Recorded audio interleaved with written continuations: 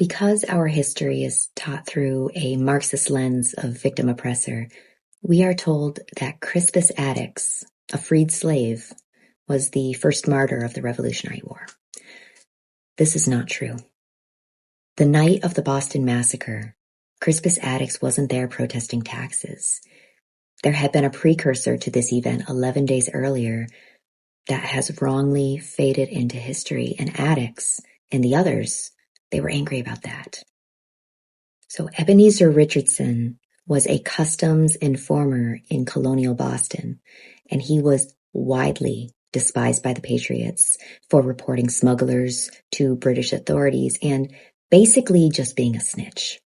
Well, on February 22nd, 1770, just 11 days before the Boston Massacre, he became involved in a violent incident that escalated tensions in that city. So what had happened is a group of boys and protesters had gathered outside the shop of a loyalist merchant whose name was Theophilus Lilly, picketing his refusal to join a non-importation agreement against British goods.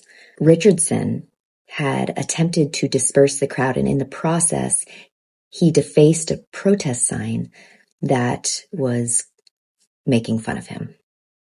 And this provoked the colonists, who followed him to his house that he shared with another man in Boston's North End.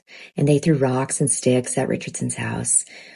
But from the inside of his house, through a window, Richardson fired his musket into a crowd, killing an 11-year-old boy named Christopher Cedar, or Snyder. He was a German immigrant boy, and so it wasn't really clear exactly how his name was pronounced. He wounded another youth in that process. Cedar died later that evening, becoming the first American casualty of the pre-revolutionary violence in Boston, and his funeral drew thousands. Richardson was arrested and charged with murder. His trial took place in April 1770 before the Superior Court in Boston, and on April 21st, a jury found Richardson guilty of murder.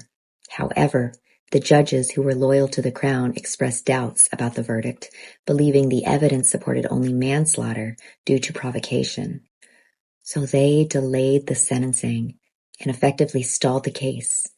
And in 1772, they dismissed the case altogether, and Richardson received a royal pardon from King George III. He was a free man without any further punishment, and he was given a promotion. The death of young Christopher had worked the city into a fury. There were protests and riots nightly, all of which culminated on the night of March 5th, 1770, with the Boston Massacre. So let's listen to this video of Ashley Babbitt's mother explaining what had happened to her daughter. The American people were attacked by the police that day. My daughter was shot by a police officer who had a disciplinary record that dates back decades. And in any other police force, he would have been fired, not promoted. He's been protected. He's been honored. He's got raises. He's benefited both professionally and financially from the death of my daughter.